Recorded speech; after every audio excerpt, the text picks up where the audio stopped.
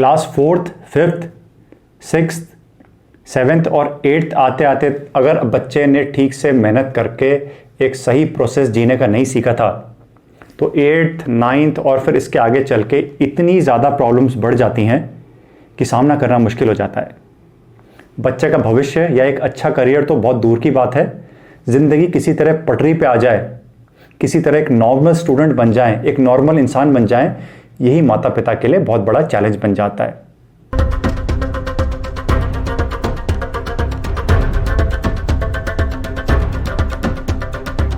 तो हेलो, नमस्कार, good morning ladies and gentleman.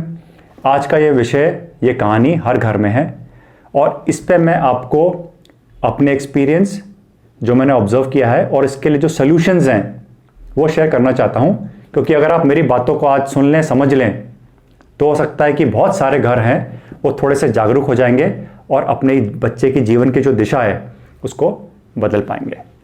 तो स्टार्ट करते हैं। जब बच्चे क्लास 8th में आ जाते हैं या 9th भी बोल सकते हैं हम, इस पूरे प्रोसेस को, class 4th 5th 6th 7th 8th के प्रोसेस को, एकेडमिक प्रोसेस को खराब करके तो 3-4 चीज़ें होती हैं। सबसे पहले, बच्चे जब भी पढ़ाई करते हैं उनका माइंड कंटिन्यूसली शेक कर रहा होता है, हिलता रहता है।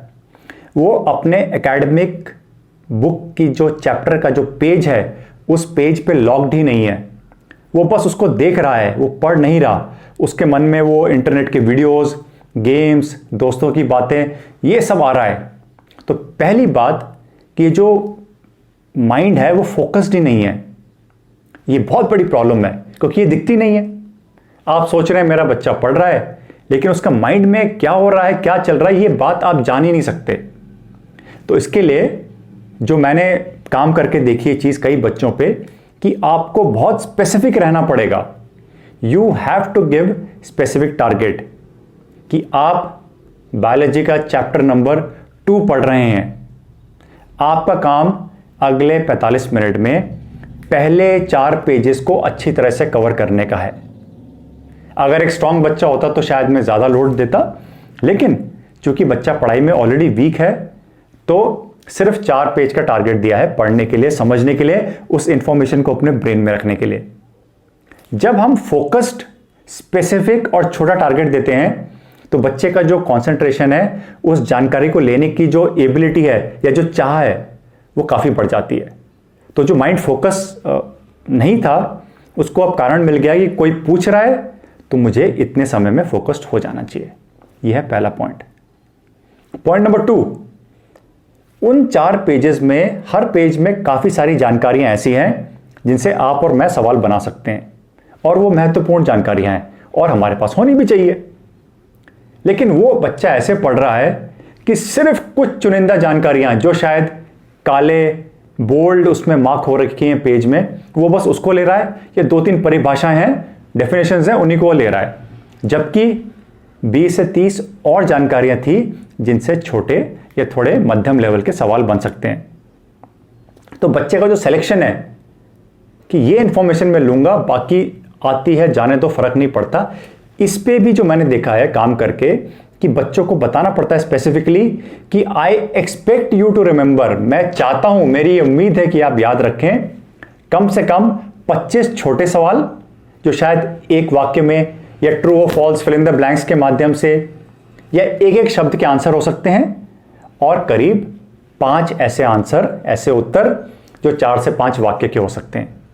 जब आप बच्चे को ये स्पेसिफिक टारगेट देंगे तभी बच्चा जानकारी को उस 45-50 मिनट में उन 4 पेजेस में इतनी सारी इंफॉर्मेशन लेके अपने ब्रेन में रखने की चेष्टा करेगा।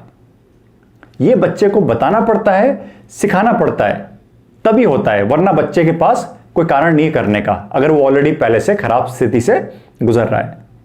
पॉइंट नंबर 3, बच्चे सोचते हैं कि मैंने बुक खोल के पलटा और अगर पहले 2 काम कर भी लिए तो मुझे हो गया याद।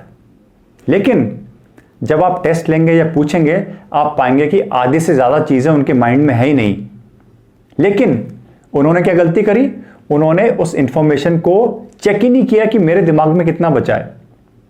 तो छोटे छोटे पॉइंट्स में सिंगल या 2 वर्ड्स को लेके एक पॉइंट कवर करना, जिसमें पूरा सेंटेंस नहीं लिखना, उस तरह से हम ये चेक कर सकते हैं कि हमें हर आंसर कितना याद है, कितना भूल गए। मान लीजिए आप 25 में से आपको 10 याद हैं, तो जो बाकी 15 बचे, अगर आप 10 मिनट और पढ़ेंगे तो उसमें से भी 7-8 आप अपने माइंड में रख सकते हैं। अब आपका 60-70% हो गया है।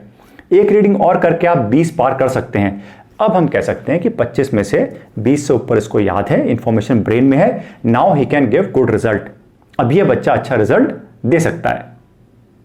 तो इस तरह से हाथ पकड़ के मैं बच्चों को स्टेप बाय स्टेप ही चलाता हूं, क्योंकि उनके बस की बात ही नहीं है। आप बोल लीजिए पढ़ ले, बैठ ले, मेहनत कर ले, आउटकम वही आना है विच इज बैड, वो खराब आउटकम ही आना है। तो जब तक आप ऐसे चलाएंगे नहीं, तो तीसरा स्टेप जो है कि लिखित में करके खुद को साबित करना, that is very very important. Point number 4, और ये हर ऐसे बच्चे में कॉमन है। 4 पेज तो कर लिए मैंने 40-50 मिनट में। अब आप मुझे टारगेट दे रहे हैं कि बेटा पढ़ाई तो अच्छी करनी है, तो ऐसे 3 स्लॉट बनाइए 45 मिनट के, यानी 1.25 घंटे में हम 3 अलग अलग सब्जेक्ट के 3 चैप्टर्स के पहले 4 पेज पढ़ेंगे। ये 4 पेज एक चैप्टर का 1/3 भी हो सकता है, 1/4 भी हो सकता है। अब बच्चे के माइंड में क्या चल रहा है, देखिए दिमाग में, अरे एक पढ़ा, बहुत कॉन्सेंट्रेट किया, ऐसे 3-4 रीडिंग और करनी पड़ेगी एक चैप्टर के लिए, और मुझे आज 3 अलग अलग चैप्टर पढ़ने हैं। इस तरह से मुझे बहुत ज़्यादा ध्यान केंद्रित करना पड़ेगा। तो बच्चे के मन में पहला ख्याल क्या आएगा? वो बोलेगा कि स्ट्रेस है, तनाव है, मैं बहुत बैठ गया, स्ट्रेस है, तनाव है। जहां ये शब्द आया स्ट्रेस, तनाव, वहां आपके मन में भी स्ट्रेस और तनाव आ गया और आप भी घबरा गए। तो ये चीजें हमें ध्यान रखनी है कि हमें बच्चे को इस तरह से प्रेरित करना है। और मैंने देखा है प्रेरणा बहुत ज्यादा काम करती है, मोटिवेशन। वो कैसे? या तो पर्सनल एग्जाम्पल से, या पर्सनल अचीवमेंट से, या फिर बच्चे के साथ टाइम स्पेंड करके कि ऐसे करेंगे तो किसी को तो समय देना पड़ेगा। माता पिता के पास है तो वो दें, वरना कोई अच्छा गाइड है वहां से दिलाएं, लेकिन ये करवाना ही पड़ेगा, वरना बच्चा पढ़ाई के जो आगे आ रहा है, नए चैप्टर्स, नई नॉलेज, उसको लोड मानेगा। तो लोड नहीं मानने देना है बच्चे को, उसको प्रेरणा से भरना है कि ये पवित्रता है, ये सच्चाई है। ये 4 चीज करेंगे तभी बच्चा पढ़ाई में स्ट्रांग बनेगा, अच्छा बनेगा। वरना सिर्फ किसी के पढ़ाने से, बोलने से और फिर आए और गए, इससे बच्चा बन ही नहीं सकता, आप जो भी कर लीजिए। ये बातें मैं आपको तजुर्बे के साथ शेयर कर रहा हूं, कई बच्चों पे करके, देख के, एनालाइज करके शेयर कर रहा हूं। एंड आई एम श्योर आप इंडिया में जहां भी हैं या दुनिया में इसको अपनाएंगे, करेंगे, तो आप डेफिनेटली रिजल्ट्स पाएंगे। क्योंकि मैंने बहुत बच्चों में काफी बड़े चेंजेस देखे, बदलाव। जो बच्चा 60% लाने को बड़ी बात मानता था, अब वो 90%, 95% लाने की कोशिश कर रहा है। सिर्फ परसेंटेज के लिए नहीं, दिखाने के लिए कि जब मुझे अच्छा तरीका आता है, मैं स्ट्रांग हूं, मुझ में अच्छाई है, तो क्या दिक्कत है।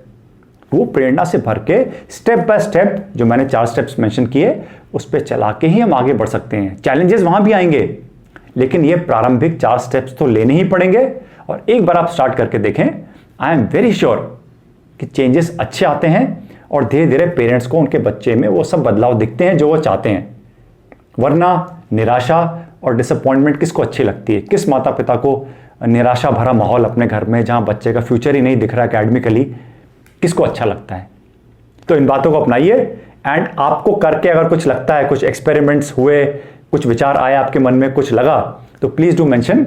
आपके कमेंट सुन के अच्छा लगेगा।